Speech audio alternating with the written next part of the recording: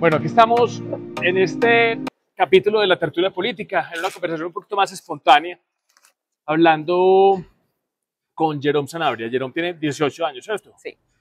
18 años, es un activista, es influencer de política, ¿cierto? Sí, puede ser. Estudias jurisprudencia e historia en la Universidad del Rosario y te has vuelto de alguna manera como una especie como de interlocutora del gobierno. Tú has tenido inclusive algunas confrontaciones con Petro. algunas sí. confrontaciones con el presidente. Bueno, cuéntanos entonces, para ti, ¿quién es Jerome? Yo ya te presenté ahí como una especie como de sinapsis ahí biográfica, pero cuéntanos, ¿quién es Jerome Sanabria? Bueno, además de lo que ya dijiste, algunas cosas importantes es que tengo un movimiento que se llama No con mi ahorro. Es el movimiento por el que empecé básicamente en redes sociales. Es un movimiento creado justamente para defender, digamos, el ahorro pensional y todo en el contexto de la reforma pensional.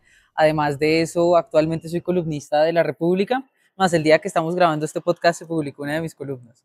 Entonces, publico todos los martes en La República y llevo este mensajito que tengo aquí en la camiseta, que es mi mensaje ahora, que tiene que ver mucho con la educación, que es menos Marx y más Hayek. ¿Qué más te puedo decir? Hincha del fútbol 100%, ¿te consta? Me voy a Medellín exclusivamente a ver partidos de Nacional y vuelvo al día siguiente. Tengo una vida muy enfocada en Nacional y en mi pasión por el fútbol, y también me encanta la música y los conciertos. Pero, ¿y en qué barrio naciste? Yo nací en el barrio Villa de los Alpes. Es un barrio de la localidad San Cristóbal Sur. Estamos cerca aquí a esa localidad, sin embargo eso ya es el sur de Bogotá.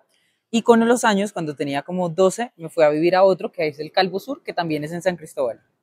¿Y cómo fue tu vida ahí en el barrio? ¿Cómo creciste ahí? Yo vivía en una casa en Villa de los Alpes, vivía en una casa. Villa de los Alpes queda, decía yo cuando era chiquita, que subiendo la colina, decía yo. Es que tú llegas al portal del 20 de julio de Transmilenio, no hay más Transmilenios que suban para allá, sino ya son los, digamos, los alimentadores. Y tú tienes que subir una montaña, una colina, lo llamaba yo, para llegar a la casa en donde yo vivía. Entonces yo llamaba que hay que subir la colina. ¿Eso es hacia el oriente? Sí, en el oriente. San Cristóbal es por el oriente, entonces son todas las montañas de allá. Todas las montañas, allá adelante. Y era muy bonito, era muy chévere vivir allá, sin embargo era algo alejado, como del transporte. Al frente de mi casa no pasaba no paraba ningún alimentador, era algo difícil. O sea, tú creciste, perdón, te interrumpí, tú creciste en el sur de Bogotá. Sí. Que aún vivo ahí. Donde dicen que, digamos, la izquierda, sobre todo en Bogotá, que ha gobernado tanto, tiene un gran asidero, que por ahí sin duda alguna votan a Gustavo Petro, que ahí está parte de ese voto duro. Sí. En ese barrio, en San Cristóbal, en el sur de Bogotá, digamos, para hablar un poquito como de estratos o de clases sociales, si queremos aceptar la lucha de clases que nos propone el gobierno nacional. ¿Eso es un barrio con qué posibilidades? O sea, ¿qué oportunidades tuviste tú? Es un barrio de izquierda, o sea, altamente de izquierda, muy marcado. Es un barrio con pocas oportunidades. Sí. Entonces, pero es que no es una izquierda que converse. Es una izquierda de cuando llega la época de elecciones, todas las pancartas o todas las calles tienen cosas de la Colombia Humana, en ese entonces, pues, de la Colombia Humana, y mi barrio fue uno de los más perjudicados por el tema de las basuras de la alcaldía de Petro, de que no hubo una recolección de basuras por días por culpa de los camiones, y todo lo justificaban.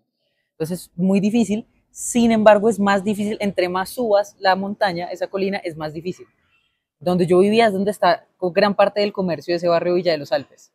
Entonces, era difícil, pero sé que hay lugares aún más difíciles subiendo ahí. Pero, hablando de ingresos, o sea, es un barrio de pocos ingresos, de bajos ingresos. Sí, de bajos ingresos. Uno no puede generalizar. No, sí es de bajos ingresos, pues todo el barrio es estrato 2, la parte alta es 1, pero donde vivía yo es estrato 2 porque era la parte del comercio. Entonces, pues, donde estaba todo el parque, el polideportivo y demás. Entonces, estrato 2. Entonces, ¿cómo hiciste tú para ingresar a la universidad, a una universidad prestigiosa como la Universidad del Rosario, para estudiar 2 carreras? ¿Cómo hiciste? Ahí se conecta con las oportunidades donde naciste. Ahí se conecta la pregunta justamente con la razón de por qué yo hablo de pensiones. Y es que mi papá cotizó a pensión. Mi papá ya es una persona grande, mi papá nació en el 59. ¿Cuántos años debe tener mi papá? Bastantes. Pues digo yo bastante, y él se pone bravo porque dice que yo le digo que él está viejo. Pero mi papá... Son apenas los años 60, empezando los 60. Apenas. Mi papá había cotizado a pensión durante algunos años, pero no había llegado a las semanas. y él no trabaja formalmente hace muchos años, entonces él sabía que no se iba a pensionar. Cotizó en ese momento en lo que era el Seguro Social, tenía su bono pensional y luego se trasladó a Colfondos y se quedó ahí y cumplió los 62 años cuando yo estaba en décimo, en el colegio. Y en ese momento a mi papá le hicieron una devolución de saldos. Es que le devolvieron 112 millones de pesos. Que uno puede decir 112 millones no es nada, ok, pero con esos 112 millones él pagó el primer semestre en mi universidad, del Rosario, que en ese entonces con los descuentos que nos hacían y demás costó como 14 más o menos. Pero ya y con ese dinero él aún vive. Ya han pasado 3 años desde ese momento, 3, 4 años. Pero para segundo y tercer semestre, ya mi mamá, pues que siempre ha sido la persona que ha pagado mi educación y todas mis cosas, dijo, ya las voy a pagar yo. Y el segundo y tercer semestre lo pagó entre ahorros y cesantías. Y para el cuarto semestre ya no había plata. Porque es que el primer semestre del Rosario costó 14, pero el segundo ya costó 18. Y el tercero, que es cuando empecé a hacer el doble programa, además ya costó 22 con los extra créditos. O sea, cada semestre suben como 3 o 4 millones. Entonces ya mi mamá me dijo, nena, para el cuarto semestre evidentemente no hay dinero, pues o sea, vivimos en San Cristóbal Sur. Y ahí fue que me gané una beca y ya, todo muy bien. ¿Aplicaste? No, lo de la beca fue una bendición de Dios porque mi mamá me estaba diciendo que me metiera al ICETEX en ese momento y yo no quería, yo decía, pues yo creo mucho en Dios y decía, Dios mío, muéstrame un camino que me haga no ir al ICETEX, por favor Dios, para entrar al cuarto semestre, es decir, para el anterior. Y estaba yo en una entrevista sobre reforma pensional en la FM con Luis Carlos Vélez, eso fue en abril del año pasado, y hablé de pensiones, pues o sea, de lo que yo hablo normalmente. Y Luis Carlos me preguntó que dónde vivía yo, le pregunté, le conté en la entrevista, pero no me dijo nada más. Bueno, al día siguiente me vuelven a llamar para la FM, al aire otra vez, pues yo no sabía que iba a estar al aire, o sea, no me habían dicho nada, y lo primero que me dicen al aire es, Luis Carlos me dice, Jerome, te tengo una noticia, la organización Ardila Lule escuchó tu entrevista a algunos representantes y te van a dar una beca completa para tus estudios. Dios, o sea, yo venía orando porque algo mágico, de una bendición pasara, y pasó. Entonces hoy pagué el semestre anterior, el semestre, estoy en quinto, gracias a la organización Ardila Lule. Y pues espero seguir con, pues mejor dicho, según lo que sé, sigo con el apoyo para terminar mis estudios. Eso en mi casa fue una bendición porque, uno, no me tocó endeudarme. Dos, mi mamá ya no tenía más ahorros, ni cesantías, ni ningún otro dinero para pagar la universidad. Entonces, pues una bendición completa. Bueno, y hay otra cosa que no nos has contado. Yo creo que ahí de pronto alcanzamos a hablar un poquito del ICETEX, porque qué tal las personas que no tienen esas bendiciones, que hoy ya ni siquiera, ni queriendo endeudarse, pueden acudir al ICETEX, ¿cierto? Que está completamente desfinanciado y desfondado. Pero algo que no nos has contado, y es que fuera de eso eres consejera de juventud de tu barrio. ¿Hace cuánto? Sí, esas elecciones fueron hace 4 años, es más, este año vuelve a haber elecciones. Eso fue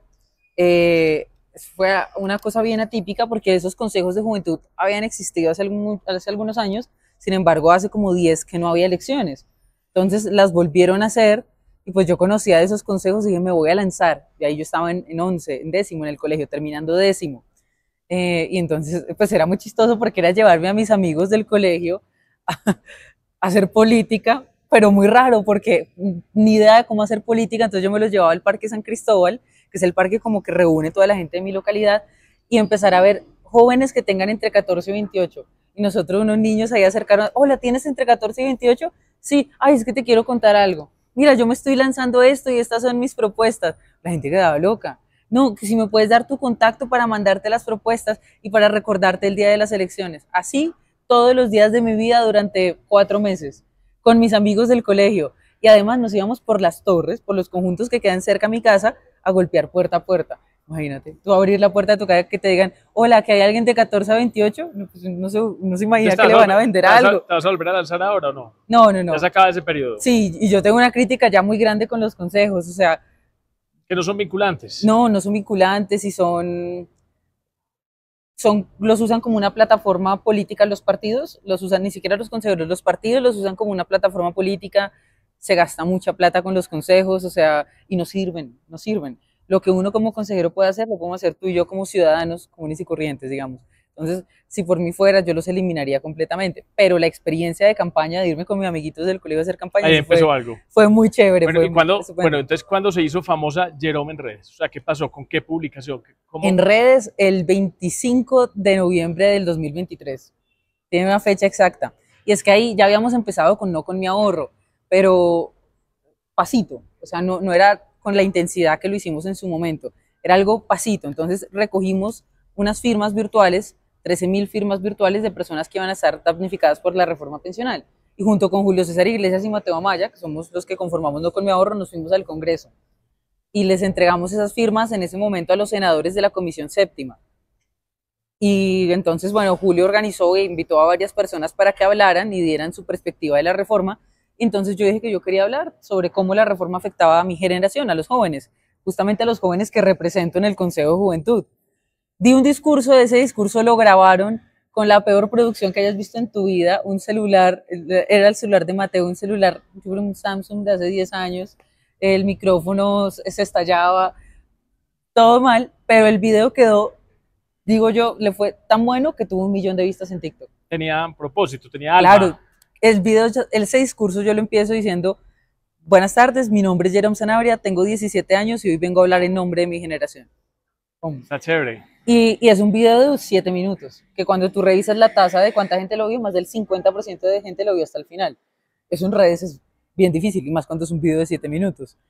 Y ese video se fue súper viral en redes sociales, o sea, muy viral, y a los 2 días yo grabé un video hablando ya no de las pensiones, sino de la reforma a la salud, pero un video muy tranqui. O sea, en comparación con los videos que he hecho, ese video, digo yo, muy tranqui, y Petro lo contesta. Entonces Petro contesta, debo responder a este mensaje mentiroso que comparte tal persona. Esto es una falsedad porque Entonces, claro, de una, mentirosa.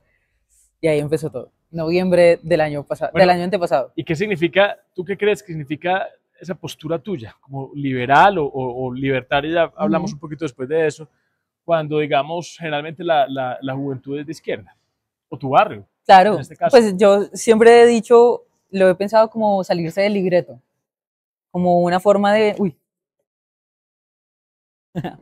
siempre lo he pensado como una forma de salirse del libreto, de usualmente a mí me encasillan, claro, es de San Cristóbal Sur, es mujer, tiene que ser de izquierda, o sería normal que sea de izquierda. Me encasillan en un libreto en el que pues nunca he estado, porque esto de las ideas liberales y libertarias empezó desde que yo estaba en octavo en el colegio, en un colegio de mi localidad, Nueva Alianza Integral se llama, lo amo.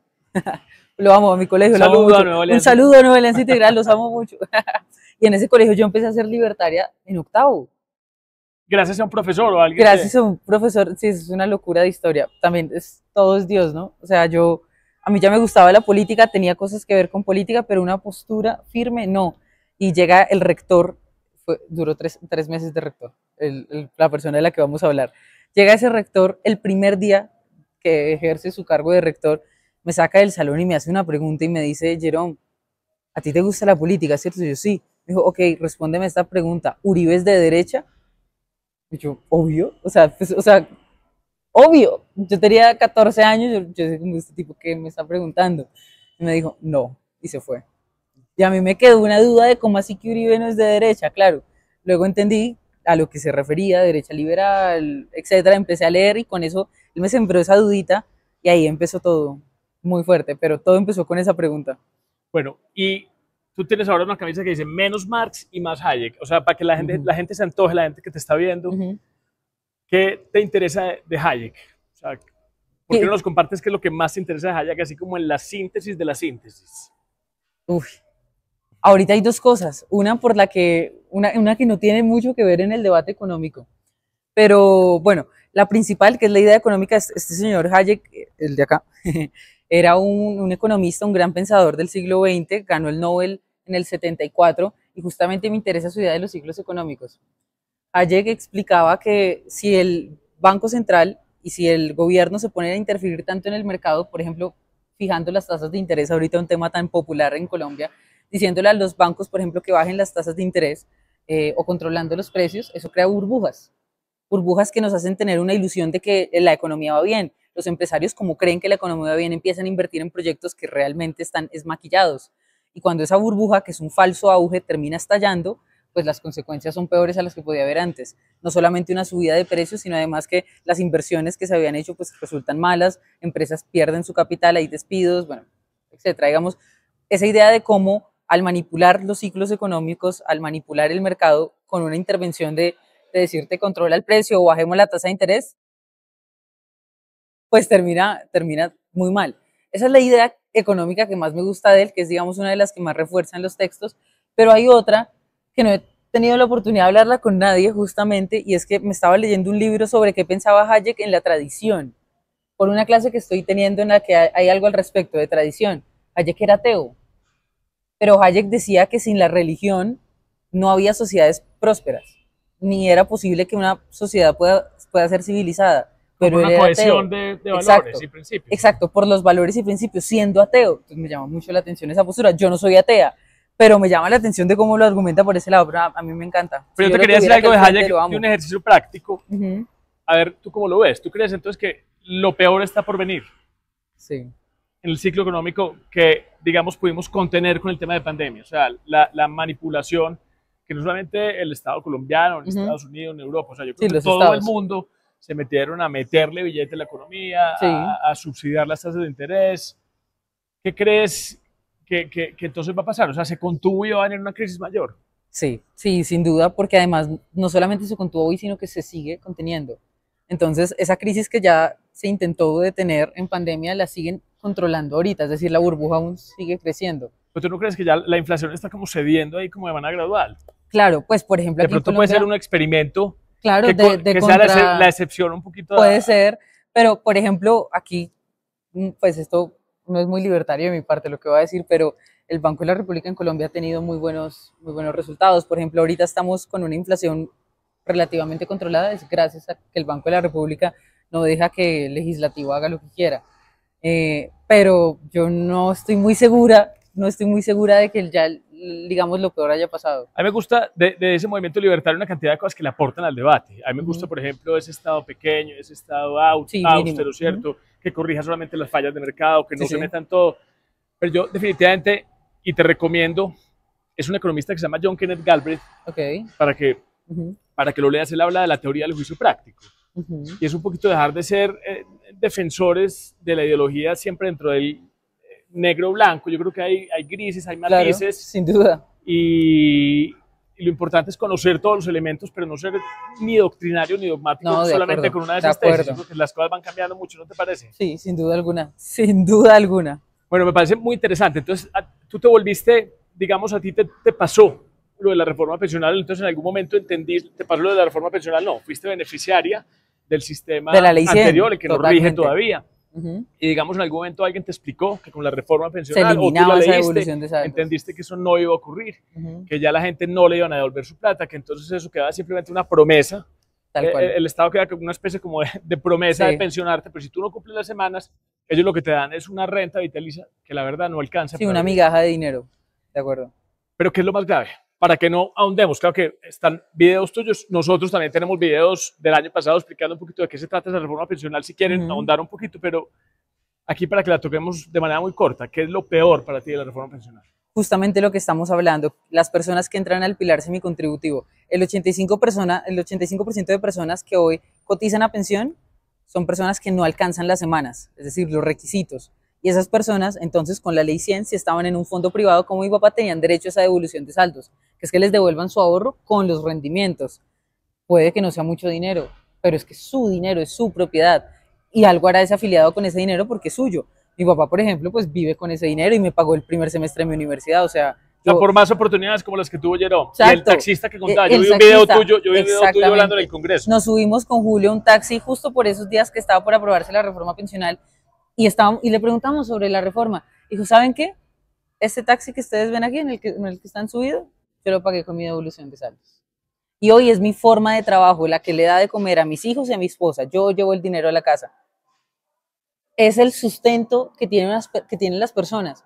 Y cuando me enteré yo, cuando me di cuenta que la reforma pensional quita esa devolución de saldos, en cambio crea algo llamado pilar semicontributivo, que es que ya no te devuelven la plata, sino que te dan una renta vitalicia, que es una promesa a futuro, porque ni siquiera está estrictamente como una renta, o sea, no es un seguro. Tu dinero no está ahí, tu activo. No, no está ahí, sino que te prometemos que te vamos a dar una plata. Pues ahí a mí se me prendió una bombillita y dije, esto de te prometemos que te vamos a dar una plata no es tan bueno.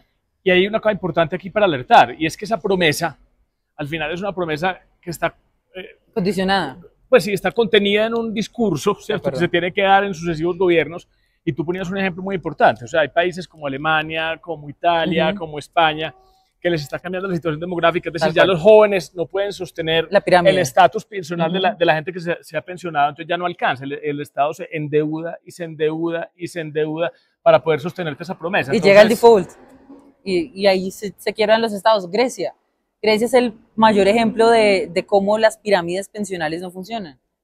Y tenía en ese video que tuviste, tal cual, que es un discurso en el Congreso, hablándole también a algunos congresistas, hablaba del caso de Italia o de Alemania, que son países que ahorita están a puertas de ese quiebre.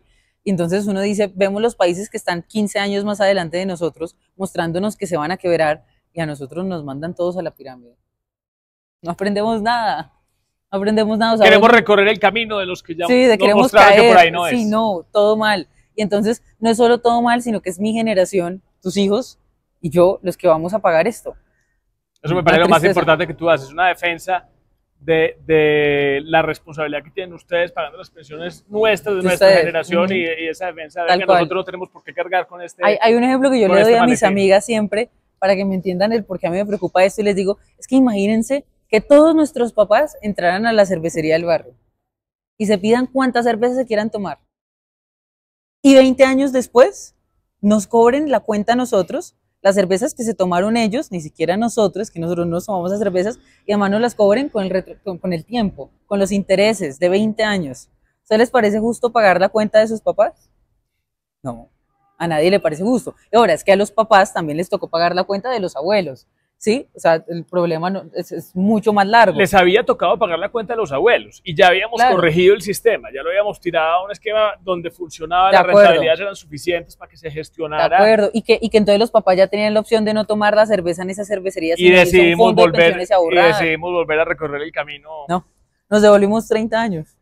Bueno, Jerome, entonces para cerrar este tema aquí de la camiseta, ¿para ti qué significa la libertad económica? O sea, ¿cuál debería ser el papel que debería tener el Estado frente a los ciudadanos?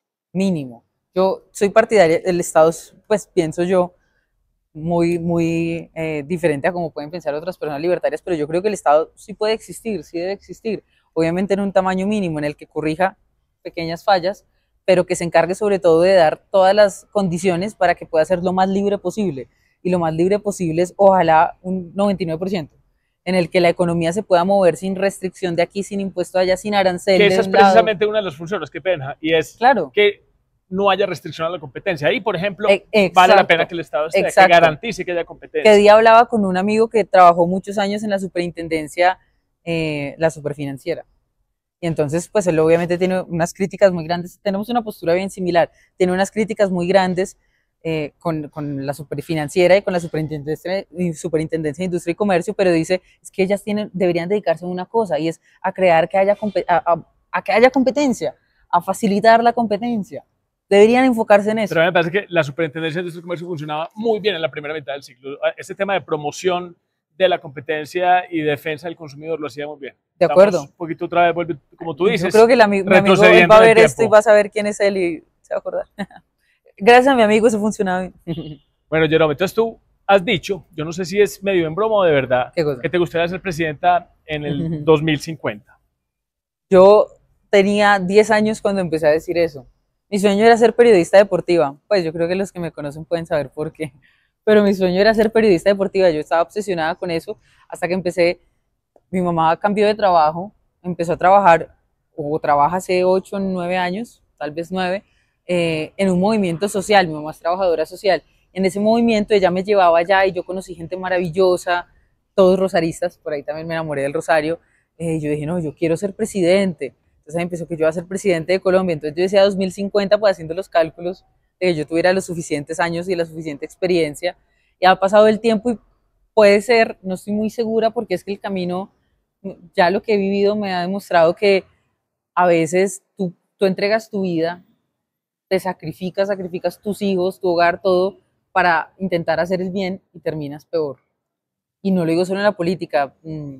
Hay casos, por ejemplo, tengo nada que ver con lo que estamos hablando, pero me llega a la reflexión. Un amigo, su papá es militar, dedicó toda su vida al ejército, incluso no crió a mi amigo por estar en el ejército. Le tocó casi que ganar la guerra al final. Exacto, y hoy está en unos problemas Ni siquiera un alto mando, es un militar normal. Y hoy nos devolvimos y ahora los militares son los que están Y ahora los militares son los malos. O sea, sí. no, o sea, es un sinsentido. Y ese caso de él se repite en todo y sobre todo en la política. Entonces digo yo, ¿valdrá la pena? Yo quiero tener familia, hijos, todo eso. Pero contéstatelo tú, ¿cómo te imaginas a ese país que te gustaría liderar en el 2050? ¿Y qué problemas te imaginas ayudando a resolver en ese momento? El de pensiones en 2050 va a estallar. A mí me encantaría, no sé si en 2050 antes, lo que sea, pero poder dar algo para ayudar. Pero necesitamos corregir ese problema antes de que estalle la bomba pensional, desde otra posición, sí, antes de ser presidente. Yo estoy segura que, yo no sé cómo, pues lo he hablado con varias personas, y desde afuera, desde adentro, como sea, pero a mí me encantaría liderar una contrarreforma. Y tengo en la cabeza la contrarreforma que me gustaría. ¿Y qué te dicen las bancadas que hay ahorita en el Congreso? ¿Ninguna se le mide? No, ninguna. Es sumamente impopular. Pero es que lo que se necesita es impopular, ese es el problema. Entonces, también yo siempre sostengo, y a mí me regañan mucho cuando digo esto, que las ciudades, el país, las regiones necesitan políticos que quieran dejar toda la popularidad haciendo los cambios que se necesitan. Peñalosa, aquí en Bogotá. Es un ejemplo buenísimo. Sí, a mí me parece, no ha habido mejor alcalde que Peñalosa. Peñalosa es el único político al que yo digo lo admiro profundamente, porque... No, mira, ¿ya te diste el podcast de nosotros, compañeros? No lo he visto, lo voy a ver. De verdad, señor, me encanta porque deja de lado toda la popularidad. Dice, no me importa si esto es impopular, esto creo es lo que se necesita. Y al final los hechos lo acompañan. Y lo acompañan, o sea, Bogotá hoy está mucho mejor, muchísimo mejor, como estaba con Petro, con Samuel Moreno. Bueno, ya medio me estás contestando, pero faltan 25 años para el 2050. Entonces, hoy, ¿con quién te identificas hoy? Hoy, por ejemplo, para el 2025, ¿con qué sector te sientes identificado? ¿Con quién votaría? Sí. Pues, Peñalosa es precandidato. Peñalosa es precandidato. Amo a Peñalosa. Pero, a ver, otros candidatos que me gustan, no necesariamente que me guste todo de ellos, pero que no me molestaría votar, por ejemplo, por Vicky. No me molestaría votar por Vicky. O por Paloma, no me molestaría votar. Paloma me ha parecido muy inteligente en el Congreso, realmente ha defendido como se debe las pensiones. Ahora, que si les alcance o no les alcance, eso ya no sé, pero que yo me sentiría chévere votando por ellos tres. Bueno, muy interesante. Bueno, ¿y qué ha significado esta exposición mediática para tu vida? ¿Has recibido amenazas? ¿Ha sido problemático también? Sí, ha sido problemático, tanto así que ahorita ya tengo una denuncia, abrí una denuncia contra unas personas que me amenazaban. ¿Por redes o qué? Sí, por redes, pero que me estaban siguiendo. Que me veían incluso aquí donde estamos. ¿Sí? Que me dieron la vimos en tal lugar, o hoy está vestida de tal forma. Bueno, cosas así como que ya son como, güey, qué susto. Pero usualmente la gente de redes, de los ataques, usualmente no pasan de ataques en redes. Es como que son muy valientes atrás de una pantalla, pero cuando te tiene al frente ya no te dice nada. Entonces, pues, por ese lado me tranquiliza un poco. Pero pues sí, igual, por ejemplo, a mis amigos, a mi amiga aquí, mi mejor amiga que la tenemos aquí al frente, ella a veces le da susto salir conmigo a la calle. Salimos a las 19 y a ella le da susto salir conmigo. Dice como, pidamos un acompañamiento. No tiene el cuero tuyo. Pero no le puedo pedir que lo tenga porque es que ella no le gustan las redes ni nada de eso, entonces es difícil. Bueno, yo me imagino que tú eres una gran influencia para tus amigos, para gente indecisa, para gente un poquito más distante de la política, para gente que quiere escuchar diferentes perspectivas, pero debe haber amigos tuyos que piensan diferente a ti. Sí. ¿Cómo haces para que eso no trascienda el plano de lo personal de la amistad? Es lo primero que se habla. Nosotras somos, aquí en la universidad, somos un grupo de 3, nosotras 2 y otra amiga. Esa otra amiga es, todo lo que yo no soy es ella, y todo lo que ella es, yo no soy. Somos completamente diferentes, completa y radicalmente diferentes. Y lo hemos tenido claro desde el primer día. Y nunca hemos tenido un problema con eso, porque es que yo soy amiga de ella no por lo que ella piense, políticamente. O sea, a mí ¿qué me importa si ella piensa que tal político es bueno o malo? A mí me interesa su amistad, sí, valoro muchas más cosas de ella, además es una persona muy inteligente. Pero ahorita estamos compartiendo una clase juntas que es bien política. Y eso ha sido un poco difícil. Estamos viendo la clase de la JEP, Cátedra JEP se llama. Y entonces, pues, como se habrán podido dar cuenta, mi defensa siempre es más hacia los militares, obviamente, como hacia la institucionalidad del país, y la de ella es una muy diferente. Entonces hemos tenido algunos como encontronazos. Pero es muy importante que haya diferentes posiciones. Yo creo que el disenso ayuda a construir sociedad, pero ¿cómo hacemos, Jerome? Y un mensaje aquí para que los jóvenes se interesen un poquito más en la profundidad de la política, porque es que hoy yo creo que los jóvenes recae gran parte de la responsabilidad, qué pena siempre sea la responsabilidad de los jóvenes, pero es que el discurso de las buenas intenciones hay que desmenuzarlo, hay que profundizar un poquito, no le pueden decir es que nosotros vinimos a hacer el bien y todo Sí, eso, no. y sin entender un poquito por qué, si sí funciona, dónde ha pasado, si eso que ocurrió en otros países funcionó o no funcionó, si están haciendo lo contrario, qué intereses hay detrás, o sea, como invitarnos un poquito a que vayamos un poquito más profundo. Sí, es muy difícil porque realmente a uno como joven, ¿qué le interesa? Pero cuando uno se empieza a dar cuenta que hay decisiones que se toman hoy que tienen que ver directamente con nuestro futuro, cuando nos damos cuenta, ahí todos prendemos el bombillito. Y esto lo digo porque he hablado del tema de pensiones, que suena muy, muy alejado, muy, ay, mi abuelo, mi mamá se preocupará por eso, ¿sí? He hablado de eso y mostrándoles en un minuto por qué a nosotros es que nos perjudica, amigos a los que no les interesa para nada la política y quedan asustados. Yo creo que la clave para los que comunicamos, para los que compartimos información, es mostrarle a los jóvenes cómo se van a afectar, cómo les van a afectar. Si O sea, no, un poquito como aterrizar los sí, problemas decirle, en el día oiga, a día. esto que acaba de pasar, esto que se acaba de probar, lo va a dejar usted sin pensión. Así empiezo yo, como así como... Lo va a dejar sin pensión y pagando la de los...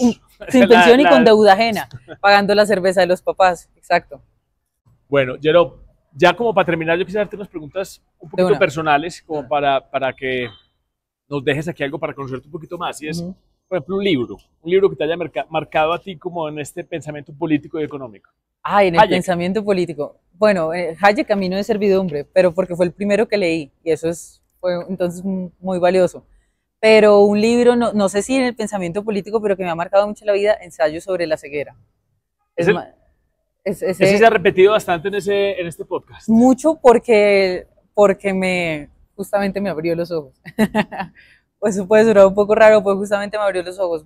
Amé ese libro, creo que lo he repetido dos veces más o menos, completo de... Bueno, ¿y qué canción te representa? ¿Qué canción representa a Jerome? ¿Qué canción me representa? Uy, qué difícil pregunta. Dios mío, hay una que se llama Valiente, de Pedro Pastor, porque tiene una frase que me encanta, dice, valiente es aquel que siente miedo, no se paraliza y lo utiliza como combustible del valor. Yo he sentido mucho miedo en todo lo que hago, pero no me he quedado quieta. O sea, con miedo hago las cosas. Mira, yo casi siempre le pregunto aquí a la gente qué consejo le darían a ese joven cuando entró en política hace 10 años, hace 20 años, hace 25 años. Yo creo que aquí me toca devolverte la pregunta como al revés, a la inversa. Y es, por ejemplo, nosotros hemos intentado, yo fui empresario toda mi vida, pero digamos, yo he participado en el gobierno local, participamos en las elecciones anteriores, ahora intentamos opinar de políticas públicas, de Medellín, de región, de país. ¿Qué consejo nos darías tú a nosotros? A ustedes. Dios mío. Yo creo que el principal consejo voy a dividirlo en dos. Uno a los empresarios, como tú eres empresario, pero a los empresarios hay muchos empresarios que uno los ve y están muy preocupados.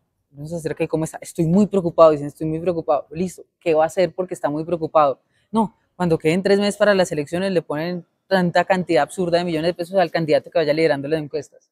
Y ya, y con eso se despreocupan. Pero con eso no cambiamos nada, con eso tenemos a Petro presidente. Y digamos la invitación a esos empresarios es que con esa preocupación que tienen empiecen a actuar desde ya, desde este momento en el que aún faltan tiempo para las elecciones. Nosotros con Julio César Iglesias y Mateo Amaya venimos diciendo mucho tiempo que el campo de batalla ya ni siquiera son que las vallas, son las redes sociales. Ese es el campo de batalla. Entonces, tú lo entiendes perfectamente, pero hay muchos empresarios que no lo entienden. Y a personas mayores, a que nos tengan paciencia a los jóvenes. Yo les pediría, más que consejos, que les pediría que nos tengan paciencia, porque a veces nos dan muy duro es que es por culpa que los jóvenes votaron por Petro. Muchos dicen que Petro es presidente por culpa de los jóvenes. Puede que sí, pero es que ese joven, ¿de dónde viene? ¿Qué ha escuchado? ¿Qué conoce? ¿Qué deuda histórica también tenemos como sociedad? ¿Sí? Claro, por ejemplo, yo pienso... Dejamos entrar la retórica, pero porque se nos ha olvidado también hacer un poquito de políticas de impacto, claro, como tocan y sostenibles en el largo plazo. Exacto, y a lo que yo voy es, ese joven evidentemente se equivocó y se ha equivocado, como usted se equivocó cuando era joven, seguramente, en primer lugar, pero la otra cosa es que ese joven piensa como piensa por gente grande, como usted. No específicamente por usted, pero por gente grande, es decir, nuestra generación no es el problema. Nosotros solamente somos el resultado de un problema que viene antes. que ni siquiera pueden venir de tu generación, sino de muchísimas más atrás. Pero nosotros somos ese resultado. Ahora, evidentemente hay muchos jóvenes de izquierda, sí, pero hay muchos jóvenes de izquierda arrepentidos. Conozco varios casos. Y que necesitan ahora ser inspirados. Y necesitan ahora ser inspirados, sino que uno les caiga encima, es que es por culpa suya que el país está así. No. Vamos a resolver esto entre todos. Entre todos, sí. Yo creo que es dejar esa división tan, ay, usted votó por Petro y tal, no. Bueno, y Jerome, esta última pregunta es una pregunta muy seria, porque yo creo que sí tenemos una diferencia fundamental. Y es que yo ya sé cuál es que eres hincha del Nacional y no del poderoso Deportivo Independiente de Medellín. No. Yo sabía que esa era la pregunta. A mí Nacional, yo soy hincha de Nacional desde que tengo 4 años. Puedes creerlo. Y en mi casa no hay nadie nacional. Realmente es mi hermana, pero yo nunca viví con ella. Es una hermana que me lleva muchos años, mi hermana debe tener tu edad, yo creo. Entonces, ella era de Nacional, yo alguna vez de un partido nacional y luego ya como que todo pasó en mi vida y me enamoré del equipo. Y hoy me voy a Medellín cada 2 semanas a ver un partido. Bueno, mi hijo es hincha ahora del Nacional. Vamos a ver si eso se empieza a mejorar con el tiempo, pero podemos pensar diferente. Claro, podemos ir a un clásico juntos. De una. Te agradezco mucho. Gracias, Felipe. Gracias. Chao, chao.